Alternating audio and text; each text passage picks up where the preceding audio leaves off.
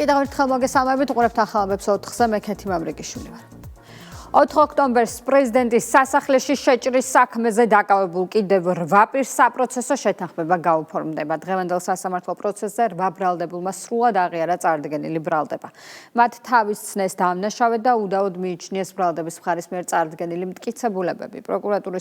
პროკურორის თქმით, ბრალდების მხარე მზად არის 4 ოქტომბრის საქმეზე ბრალდებულ ნებისმიერ პირს გაუფორმოს საპროცესო შეთანხმება, თუ ისინი ბრალს აღიარებენ და თავს დამნაშავედ ცნობენ. 8 ბრალდებულს პირობითი მსჯავრი განესაზღვრება და მომავალ სასამართლო პროცესის ხდომათა დარბაზიდან გათავისუფლებიან. Რამდენიმე დღის წინ პროკურატურამ საპროცესო შეთანხმების გაფორმება 4 ოქტომბრის საქმეზე ბრალდებული სხვა 7 პირის მიმართაც დაადასტურა. დრამერ ჯორბენაძემ, გენადი კელეხაშვილმა და დავით ღურწკაიამ აღიარეს ბრალი და მზად არიან პროკურატურასთან გავაფორმოთ საპროცესო შეთანხმება და ეს არის შესაძლებლობა. ეს გადაწყვეტილება იყო ლოგიკური. ეს პროკურატურისგან იყო დათმობა და კეთილინება და მისასალმებელი. ბრალდებულმა სრულად აღიარა წარდგენილი ბრალდება, თავის მხრივ სრულად დამნაშავედ და ასევე უდაოდ მიიჩნია მტკიცებულებები. მათ ასევე განცხადებით ჰქონდათ მომართული ჩვენთვის და შესაბამისად აღნიშნული სისხლის სამართლის საქმე ამ 8 პირის მიმართ გამოიყო საპროცესო შეთანხმების გაფორმების მიზნით. პროკურატურის პოზიცია ასეთი, რომ ნებისმიერი პირი, რომელიც აღიარებს ჩადენილ დანაშაულს და მოგმართავს განცხადებით, რომ მას გაუფორმდეს საპროცესო შეთანხმება, ჩვენ მზად ვართ, რომ მასთან ვიმსჯელოთ საპროცესო შეთანხმების გაფორმების თაობაზე. 4 ოქტომბრის საქმეზე ბრალდებულების მიმართ საპროცესო შეთანხმების გაფორმების საქმეზე კეთდება პოლიტიკური შეფასებებიც. პარლამენტის თავმჯდომარის თქმით, მნიშვნელოვანია, რომ მოძალადეებმა საკუთარი დანაშაული აღიარეს. შალვა პაპუაშვილის განცხადებით, ეს იმ ადამიანების ჯგუფია, რომლებიც შიდა რადიკალებმა და ბრიუსელისგან წამოსულმა განცხადებებმა წააქეზეს დანაშაულზე და ციხისთვის გაწირეს. სახელმწიფო გუნდში მიაჩნიათ, რომ ძალადობრივ პროცესებში მონაწილე პირების მხრიდან აღიარების შემდეგ წერტილი დაესმევა იმ სპეკულაციებსა და პროპაგანდას, რითაც კონკრეტული ჯგუფები ქვეყნის შიგნით თუ გარეთ ცდილობდნენ სხვა რეალობა წარმოეჩინათ. ფაქტია, რომ ეს ის ჯგუფი ადამიანების, რომლებიც შიდა და გარე რადიკალებმა წააქეზეს დანაშაულზე, წააქეზა აი იმ რადიკალურმა ოპოზიციამ ერთის ხვი და მეორეს ხვი ბრიუსელიდან წამოსულმა განცხადებებმა წააქეზა დანაშაულზე, წაიყვანეს დანაშაულზე, გაწირეს ციხისთვის, მიატოვეს ციხეში ეს ადამიანები. ამიტომ მნიშვნელოვანია, რომ მათ შორის ხვებმაც ამ პროცესს შეხედონ, შესაბამისი დასკვნები გამოიტანონ და ეთანამშრომლონ საქართველოს სახელმწიფოს და არა საქართველოს სახელმწიფოს მტრებს. კიდევ ერთი კაფიო და ცალსახა დასტური იმის, რომ იყო მცდელობა ხელისუფლების ძალადობრივად ხელში ჩაგდების, არის სწორედ ის აღიარებული დანაშაული, რომელიც ჩვენ მოვისმინეთ იმ პირებისგან, ვისთანაც შემდგომ ვისთანაც გაფორმდა, თუ უნდა გაფორმდეს, ხა ეს ზუსტად ამ ეტაპის არის, მე მგონი გაფორმდა უკვე საპროცესო შეთანხმება. ეს აღიარება არის საქართველოს სახელმწიფოს წინაშე. და ეს არის იმის წინაპირობა, რომ ყველა საქართველოში დავფიქრდეთ, რომ არასდროს არც ერთ შემთხვევაში და არც ერთ ვითარებაში სახელმწიფო გადატრიალებების გზით და ვთქვათ ასეთი არაკონსტიტუციური გზებით კეთილდღეობას ამ ქვეყანაში ვერ მივახცევთ. ეს ყოველთვის დამთავრდება ძალიან ცუდი შედეგებით. ევროპულ სასამართლოში საქართველოს მიმართ საქმეების რაოდენობა 93%-ით შემცირდა. ადამიანის უფლებათა ევროპული სასამართლოს მიერ საქართველოს მიმართ გამოტანილი გადაწყვეტილებების აღსრულების შესახებ ანგარიში იუსტიციის მინისტრის პირველმა მოადგილემ დღეს პარლამენტის ადამიანის უფლებათა დაცვისა და იურიდიულ საკითხთა კომიტეტებს წარუდგინა. ბექა ძამაშვილის განცხადებით, საქართველოს წინააღმდეგ 225 მიმდინარე საქმეა. ჯამში კი საქართველოს წინააღმდეგ 293 საქმეზეა დარღვევა დადგენილი, საიდანაც 253 დარღვევა 2012 პერიოდზე მოდის. მათი დიდი ნაწილი უკვე აღსრულებულია, ნაწილზე კი მუშაობა მიმდინარეობს, თუმცა კანონდარღვევების ხანდაზმულობიდან გამომდინარე ფაქტობრივი გარემოებების დადგენა გამოწვევად რჩება. რაც შეეხება ზოგად სტატისტიკას, მინისტრის მოადგილის თქმით, საქართველოს 2025 წელს საჩვენების სიმცირით 29 სახელმწიფოს უსწრებს, საიდანაც 19 ევროკავშირის წევრია. ძამაშვილმა ყურადღება იმ რეზონანსულ საქმეებზეც გაამახვილა, რაც ქვეყნის შიგნით პოლიტიკური სპეკულაციების საგანი ხშირად ხდებოდა, თუმცა მისმა ინფორმაციით აბსოლუტურად ყველა მათგანი საქართველოს მოიგო. ქართული მასაჯულების სისტემის დამოუკიდებლობასთან დაკავშირებით კი შენიშვნა არ დაფიქსირებულა. ძირითადად ყურადღებას გავამახვილებ სამ ჯგუფზე, რადგან ეს არის სამი ყველაზე ესე ვთქვათ დიდი ჯგუფი, რაც თემატურად ერთმანეთს უკავშირდება. პირველ რიგში ეს არის ეგრეთ წოდებული ცინცაბაძის ჯგუფის საქმე, წამების აკრძალვა და სიცოცხლის უფლების დარღვევა. ძირითადად ეს ჯგუფი შეეხება გამოძიების ეფექტიანობის საკითხს. ამ მიმართულებით საქმეების დიდი ნაწილი ასევე ძველ პერიოდიდან მოდის და მთავარი გამოწვევა აღსრულების კონტექსტში არის ის, რომ ხელახლა გახსნილი გამოძიების ფარგლებში საგამოძიებო ორგანოებს უჭირთ მთელი რიგი ფაქტობრივი გარემოებების დადგენა. მიუხედავად აღნიშნულისა, ამ ჯგუფის ფარგლებში დღის ჩათვლით მოხერხდა 16 საქმის დახურვა. ქვეყანაში რომ წამება აღარ არის სისტემური პრობლემა, ეს ჯერ კიდევ 2015 წლიდან ხაზგასმით აღნიშნა წამების საკითხებში გაეროს სპეციალურმა მომხსენებელმა ხუან მენდესმა. შემდეგ ბოლო 3-4 წლის განმავლობაში ჩვენ გვყავდა ევროსაბჭოს წამების პრევენციის კომიტეტის და გაეროს წამების პრევენციის ქვეკომიტეტის 4 დელეგაცია, რომელმაც შეამოწმა მთლიანად დახურული ტიპის დაწესებულებებში ადამიანის უფლების მდგომარეობა და ყველა მათ ანგარიში აღნიშნული არის, რომ პენტენციური სისტემის თანამშრომლების მხრიდან პატიმრებზე ძალადობის ერთი შემთხვევაც კი არ დაფიქსირებული. შემდეგი დიდი ჯგუფი ეს არის იდენტობის ჯგუფი. იდენტობის ჯგუფის საქმეები შეეხება რელიგიური თუ სექსუალური უმცირესობების მიმართ დისკრიმინაციულ მოპყრობის შემთხვევებს. პროკურატურის პრიორიტეტი არის, რომ შეუწყნარებლობის მოტივით ჩადენილი დანაშაულების მიმართ კონდეს ძალიან ესე ვთქვათ მკაცრი მიდგომა. მაგალითისთვის შემიძლია გითხრათ, რომ ბოლო 10 წლის სტატისტიკით 5966 პირის მიმართ დაიწყო დევნა და მხოლოდ გასულ წელს 827 პირის მიმართ დაიწყო დევნა. ხელის ჯგუფი შეეხება ოჯახში ძალადობის შემთხვევებს. ეს ნამდვილად არის ერთ-ერთი განსაკუთრებით ბოლო პერიოდში იყო გამოწვევა. სახელმწიფოს პოლიტიკა 2014 წლიდან ასე ვთქვათ ჩამოყალიბდა, შეიძლება ითქვას, რადგან მანამდე საერთოდ რეაგირების მექანიზმი არ არსებობდა. საკანონმდებლო ბაზაც, ინსტიტუციური ბაზაც შეიქმნა 2014 წლიდან და 2020 წლიდან უკვე შესაძლებელია მოძალადეებზე ელექტრონული მონიტორინგის განხორციელება. არის ძალიან მკაცრი მიდგომა ოჯახში ძალადობის შემთხვევებთან დაკავშირებით. ეს შეეხება როგორც გამოძიების ეტაპზე საგამოძიებო ორგანოების მიდგომას, პროკურატურის მიდგომა არის ძალიან მკაცრი, ასევე განაჩენები, როდესაც გამოდის სასამართლოს ძალიან მკაცრად უდგება ყველა ესეთ დანაშაულზე და მათ შორის ჩვენი სისტემის გადმოსახედიდანაც შეგვიძლია გითხრათ, რომ როდესაც საუბარი არის ხოლმე პირის პირობით ადამიანზე გათავისუფლებას, ყოველთვის სახელმწიფო ძალიან დიდი ყურადღებით უყურებს. არის საკმაოდ მაღალი მაჩვენებელი როგორც დევნების წარმოების, ასევე შემაკავებელი ორდერების გამოცემის საკმაოდ მაღალი მაჩვენებელი არის და ასევე მნიშვნელოვანი არის, რომ დანაშაულის გახსნის მაჩვენებელი ბოლო 5 წელში 65%-დან 88%-მდე არის გაზრდილი. სან-ფრანცისკოში საქართველოს ინოვაციების ჰაბის ბრიჯის ოფიციალური გახსნის ცერემონია გაიმართა. ღონისძიებაზე შეკრებილ სტუმრებს სიტყვით მიმართა საქართველოს ვიცე-პრემიერმა საგარეო საქმეთა მინისტრმა. მაკა ბოჭორიშვილმა აღნიშნა, რომ საქართველოს მიუხედავად ბევრი გამოწვევისა რეგიონში ეკონომიკური ზრდის, ახალი შესაძლებლობებისა და სიმტკიცის სიმბოლოდ იქცა. ღონისძიებაზე მიწვეულ საპატიო სტუმართა შორის იყვნენ სან-ფრანცისკოს მერი დენიელ ლური და გლობალურ სტარტაპ აქსელერატორის Plug and Play-ის დამფუძნებელი და აღმასრულებელი დირექტორი საიდ დამიტი. აღსანიშნავია, რომ ბრიჯი წარმოადგენს საქართველოს ფარგლებს გარეთ პირველ ქართულ ინოვაციების ჰაბს, რომელიც ქართველი სტარტაპერებისა და ტექნოლოგიური კომპანიებისთვის საერთაშორისო ბაზრებზე გასვლის გლობალურ პარტნიორებთან თანამშრომლობისა და საერთაშორისო ინვესტორებთან პირდაპირ წვდომის ახალ შესაძლებლობებს ქმნის. დღეს მართლაც განსაკუთრებული დღეა, ჩვენ ვქმნით ახალ ხიდს, რომელიც იდეებს დააკავშირებს ახალ შესაძლებლობებთან და საქართველოს აქცევს ადგილად, სადაც ოცნებები გეოგრაფიით ვერ შეიზღუდება. სან-ფრანცისკო არის ინოვაციებისა და კრეატიულობის გლობალური სიმბოლო, სადაც წარმოსახვა რეალობად გარდაიქმნება და იდეები კომპანიებად იქცევა. ეს არის ადგილი, სადაც ოცნებები მომავლად შენდება. სწორედ ამიტომ ვართ დღეს აქ და ვიწყებთ ახალი კავშირების შენებას საქართველოს მზარდი პოტენციალისთვის. საქართველო პატარა, თუმცა სტრატეგიული ქვეყანაა, რომელიც თავად არის დამაკავშირებელი ხიდი ევროპასა და აზიას შორის და წარმოების მნიშვნელოვანი მაკავშირებელი დიდ ბაზრებთან.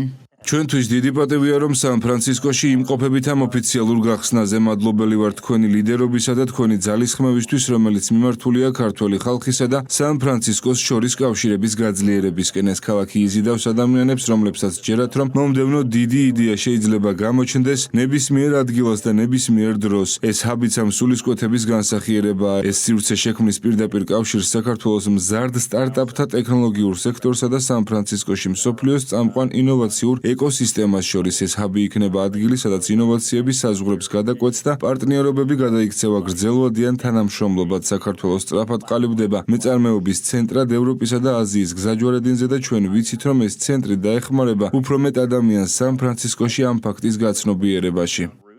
მე ვიყავი საქართველოში და უნდა ვთქვა, რომ შემიყვარდა ეს ქვეყანა. ეს არის ქვეყანა 3,700,000 მოსახლეობით და განათლების მაღალი დონით. ის ფაქტი, რომ უცხოეთში განათლება მიღებული დაახლოებით 30,000 ადამიანი გადაწყვეტ სამშობლოში დაბრუნებას, რაღაცით Silicon Valley-ს მაგონებს. თუ შეხედავთ Google-ს და ბევრ სხვა კომპანიას, ისინი შექმნეს ადამიანებმა, რომლებმაც განათლება მიიღეს სტენდფორდში, კალიფორნიისა თუ ბერკლის უნივერსიტეტებში. სწორედ ეს არის ის ნაპერწკალი, რომელიც საჭიროა დიდი კომპანიების შესაქმნელად. საქართველოში მე ძალიან თბილად მიმიღეს ჩვენი ოფისი გავხსენით. ნოემბერში აქ რიგით მესამე სამიტის ჩატარებას ვგეგმავთ და საქართველოში შექმნილ ან ქართველების მიერ დაფუძნებულ 20 საუკეთესო ტექნოლოგიურ სტარტაპს წავიყვანთ. ეს არის ქართული სტარტაპებისთვის, ვისაც კი უნდა ამერიკულ ბაზარზე გავიდეს, ამერიკული ინვესტორების მოძიება ჭირდება. დღეს ეს პრობლემას აწყდებიან, რომ ჩამოდიან სან-ფრანცისკოში, არიციან ვის მიმართონ, როგორ უნდა გადადგან ნაბიჯები, მათ შორის სამართლებრივად როგორ უნდა დარეგისტრირდნენ კომპანიებად, როგორ უნდა მოიზიდონ ინვესტიციები, ასე შემდეგ და სწორედ ამ მიმართულებით ქართულ ინოვაციურ სტარტაპებს გაუმარტივებს ყოველდღიურობას, ექნება შესაძლებლობა, რომ აქ სამუშაო ოფისიც გქონდეთ და ასევე რაც ყველაზე მთავარია, ეს დიდი ნეტვორკი, რომელიც უკვე იქმნება ინოვაციების ჰაბის გარშემო, აი ეს გამოიყენონ თავიანთი ინვესტიციების მოსაპოვებლად. იდეები იწყება აქედან, იდეები მე უკვე გადადის პროცესში და უკვე კონკრეტულად ბიზნესში და კომპანიებში. ასე რომ ძალიან მიხარია, რომ ამ ჰაბის მეშვეობით ქართულ სტარტაპ ეკოსისტემას ექნება პირდაპირი კავშირი და ურთიერთობა იმ ქალაქთან, იმ ადგილთან, საიდანაც ინოვაციების უმეტესობა და ინოვაციების იდეები დაიბადა აქ. პოზიტიური სიგნალები საქართველოს შტატების ურთიერთობებში სახელმწიფო გუნდის სტრატეგიული პარტნიორობის სუფთა ფურცლიდან დაწყების მოლოდინშია, სადაც ორივე ქვეყნის ეროვნული ინტერესები იქნება გათვალისწინებული. ამის საფუძველს კი მმართველ გუნდს ვაშინგტონიდან ბოლოდროინდელი გზავნილები აძლევს. პარლამენტის თავმჯდომარის თქმით, მნიშვნელოვანია ახალი სტრატეგიული პარტნიორობა რეალურ დღის წესრიგს ეფუძნებოდეს და მიმართული იყოს ამერიკელი და ქართველი ხალხისთვის რეალური შედეგების დადგომისკენ. სახელმწიფო გუნდისგან განსხვავებით, ოპოზიცია ისევე ეგრეთ წოდებულ მეგობარ აქტს ლობირებს, რომელიც ორ ქვეყანას შორის ურთიერთობების გადატვირთვის წინააღმდეგ არის მიმართული. წარმომადგენელთა პალატაში მეგობარი აქტი უკვე დამტკიცებულია, სადაც ეს საკითხები ძალიან ფართედ არის მიმოხილული, რა ხდება საქართველოში და რომ რეჟიმი, რომელიც არის არალეგიტიმური და პრორუსული, პროჩინეთის კომუნისტური პარტიის ასე ვთქვათ მხარდამჭერი და პარტნიორი არ იმსახურებს შესაბამის ნდობას. ჩვენთვის გადატვირთვის პროცესი, რომელიც ახლა იმდინარეობს პროცესში, მნიშვნელოვანი აქვს იმას, რომ უპირველეს ყოვლისა ახალი ადმინისტრაცია იყენებს ორ ტერმინს, რომელიც ჩვენთვის არის გადამწყვეტი და მათ შორის ამ ორ ტერმინს ამერიკულ-ქართულ ურთიერთობასთან დაკავშირებით. ეს არის სუვერენიტეტი და ეროვნული ინტერესები.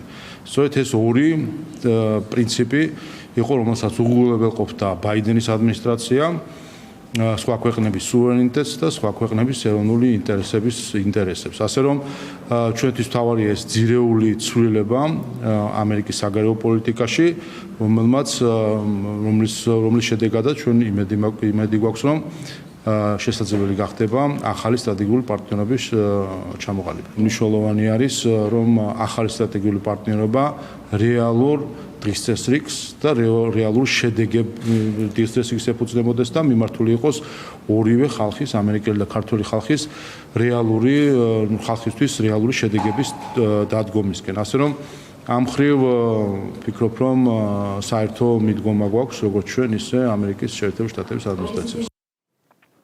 სიძულვილის ენა და აგრესიული რიტორიკა მას შემდეგ, რაც დიუშენის კუნთოვანი დისტროფიით დაავადებული ბავშვების მშობლების პრემიერ-მინისტრთან შეხვედრა კონკრეტული შედეგი დასრულდა და მშობლებმა აქციების შეწყვეტის შესახებ განცხადება გააკეთეს.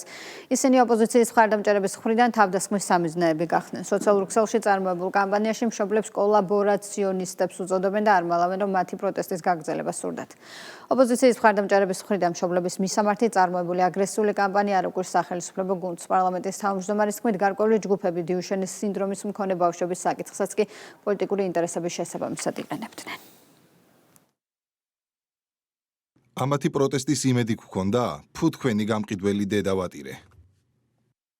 გაიკეთეთ ეგ წამალი თქვენ რუსებზე მიყიდულებო. თქვენი შვილები კი არ გადაარჩინეთ, მომავალი დაიღუპეთ კოლაბორაციონისტებო. ვინც ქოცებისგან ფულს აიღებს, მისი შვილი სულ რომ მოკვდეს არ შემეცოდება. კაია რუსული ფურით მკურნალობა. როგორ გულშემატკივრობდი ამ ხალხს და როგორ შემაძულეს თავი მე მაგ კანცელარიაში მისვლას მერჩივნა ბენზინი გადამესხა და თავი დამეწვა. ჩვენ გვყავს რადიკალების ჯგუფი, რომლისთვის მნიშვნელობა თემას არ აქვს, შეუძლიათ ყველაფერი, ასე ვთქვათ, მათი პოლიტიკური დღის წესრიგისთვის გამოიყენონ, აქ მორალი მათთვის არ მოქმედებს, ისინი სიკეთესაც კი ზიზღით აკეთებენ, ასე რომ აქ არაფერი გასაკური და სიურპრიზი ჩვენთვის არ არის. თავარი არის ერთი რამ, რომ საქართველოს მოსახლეობამ, ამ მშობლებმა და მათმა შვილებმა უნდა იცოდნენ, რომ საქართველოს ხელისუფლების მთავარი ამოცანა არის, რომ ის ზრუნვით იყოს განწყობილი საკუთარი მოსახლეობის მიმართ. ნათელი დადასტურება იმის, რომ ეს მეხუთე კოლონა, რომლის მხარდამჭერი სამწუხაროდ რაღაც გარკვეული რაოდენობა ადამიანების არიან, მათთვის არის აბსოლუტურად უინტერესო ბავშვების ჯანმრთელობა. არც ის პროტესტი, რომელიც ჰქონდათ მშობლებს, არანაირად დაკავშირება ამ თემისა პრობლემის რეალურ გადაწყვეტასთან და მხოლოდ ამ ყველაფერს ისინი საკუთარი ნეგატიური დღის წესრიგისთვის იყენებდნენ. 107 ხმა 8 წინააღმდეგ ნიუ-იორკში გაროს გენერალურმა ასამბლეამ მე-80 სესიის ფარგლებში აფხაზეთიდან და ცხინვალის რეგიონიდან საქართველოს იძულებით გადაადგილებულ პირთა და ლტოლვილთა სტატუსის შესახებ რეზოლუცია მიიღო. ჰუმანიტარული ხასიათის აღნიშნულ რეზოლუციას ჩვენი ქვეყანა გაეროს გენერალურ ასამბლეაზე 2008 წლის მაისიდან წარადგენს. დოკუმენტი გმობს რუსეთის მიერ საქართველოს ოკუპირებულ რეგიონებში ძალისმიერი გზით განხორციელებულ დემოგრაფიულ ცვლილებებს, ადასტურებს დევნილთა უფლებას, ეთნიკური გუთვნილების მიუხედავად ღირსეულად და უსაფრთხოდ დაბრუნდნენ საკუთარ სახლებში და ხაზს უსვამს მათი საკუთრების უფლების პატივისცემისა და დაცვის აუცილებლობას. რეზოლუცია ასევე მოუწოდებს ჟენევის მოლაპარაკებების მონაწილეებს გააქტიურონ ძალისხმევა საქართველოს ოკუპირებულ რეგიონებში უსაფრთხოებისა და ადამიანის უფლებების კუთხით არსებული მდგომარეობის გასაუმჯობესებლად.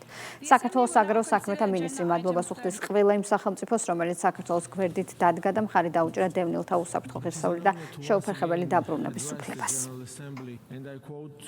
გაეროს რეზოლუცია არის მნიშვნელოვანი დოკუმენტი საქართველოსთვის. ეს არის საერთაშორისო დღის წესრიგში საქართველოს საკითხის წამოწევის საუკეთესო შესაძლებლობა. ქართული დიპლომატიური სამსახური ძალიან ბევრს მუშაობს მთელი წლის განმავლობაში იმისათვის, რომ უმაღლესი მხარდაჭერა იყოს მოპოვებული სწორედ საქართველოს რეზოლუციაზე. ჩვენ ნახეთ წელსაც გაზრდილი რაოდენობა თანასპონსორების, რაც ძალიან მნიშვნელოვანია. ეს არის ის შედეგი, რაც მოაქვს ძალიან ინტენსიურ მუშაობას გაეროს წევრ ქვეყნებთან და მხარდაჭერები, რომელიც ასევე მნიშვნელოვანია და აისახა წელსაც რეზოლუციის მხარდაჭერაში. ჩვენ რა თქმა უნდა გავაგრძელებთ მუშაობას გაეროს მონაწილე ქვეყნებთან იმისათვის, რომ ეს მხარდაჭერა საქართველოს ყოველთვის ჰქონდეს. თბილისის მდგრადი განვითარების რიგით მე-16 რეგიონული ფორუმის მეორე დღე სხვადასხვა აქტუალურ საკითხებზე დისკუსიებსა და თემატურ სესიებს ეთმობა. დღის წესრიგი მოიცავს ისეთ მნიშვნელოვან თემებს, როგორიც არის ჯანსაღი ქალაქი, სპორტული მწვანე და სარეკრეაციო სივრცეების გავლენა ბავშვის ადრეულ განვითარებასა და მოსახლეობის ჯანმრთელობაზე.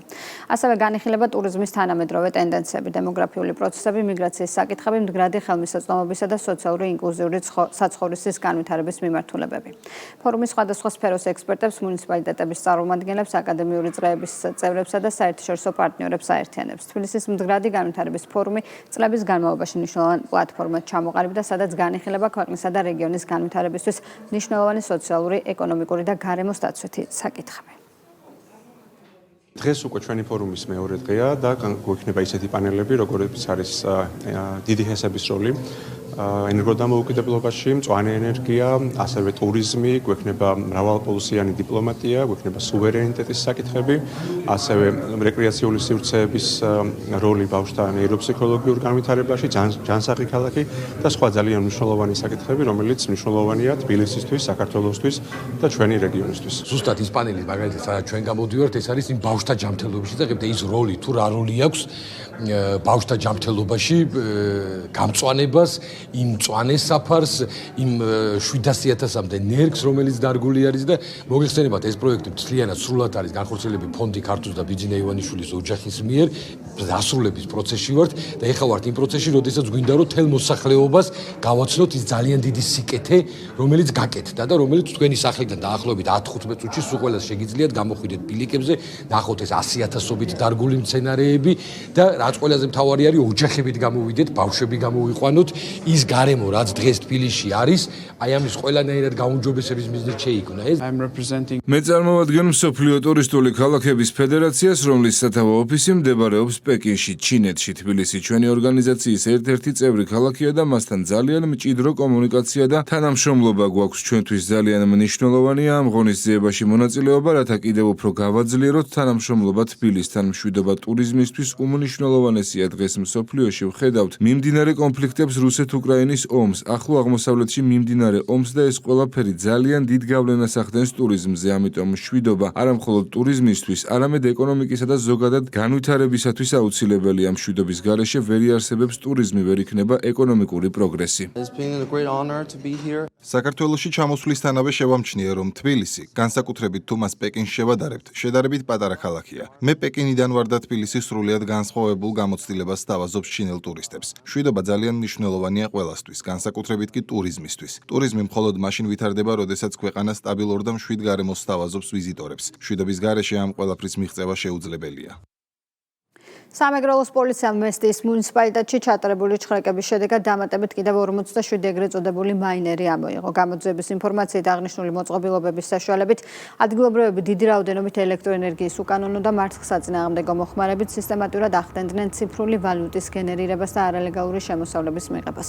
დანაშაულში მონაწილე სხვა პირების გამოვლენისა და მათ მიმართ შესაბამისი სამართლებრივი ღონისძიებების გატარების მიზნით გამოძიება გრძელდება. დანაშაულის 3 წლამდე ვადით თავისუფლების აღკვეთას ითვალისწინებს. სამართალდამცავების მიერ მესტიის მუნიციპალიტეტში დამატებით ჩხრეკის შედეგად 47 ცალი ეგრეთ წოდებული მაინერი ნივთკიცების სახით იქნა ამოღებული. 3 სხვადასხვა ლოკაციაზე აღმოჩენილი იქნა კრიპტოვალუტის მწარმოებელი სპეციალური ელექტრომოწყობილობები. დანაშაულში მონაწილე სხვა პირების დადგენა და მათ მიმართ შესაბამისი სამართლებრივი ღონისძიებების გატარების მიზნით ინტენსიურ რეჟიმში მიმდინარეობს საგამოძიებო მოქმედებები. დღეს გარემოს დაცვის მსოფლიო დღეა. ამ დღის ფარგლებში საქართველოში კლიმატის ცვლილებასთან ადაპტაციის პირველი ეროვნული გეგმის შემუშავება დაიწყო. ღონისძიების ოფიციალურ გახსნაზე გარემოს დაცვისა და სოფლის მეურნეობის მინისტრმა კლიმატის ცვლილებასთან გამკლავებისა და ქვეყნის მდგრადობის გაძლიერების მნიშვნელობაზე ისაუბრა. დღეს გარემოს დაცვის მსოფლიო დღე დედაენის ბაღში მრავალფეროვანი შემეცნებითი გასართობი აქტივობებით აღინიშნა. დღის განმავლობაში სტუმრები გარემოს დაცვით ვიქტორინებში, თამაშებსა და ნერგების დარგვის აქციაში მიიღებენ მონაწილეობას.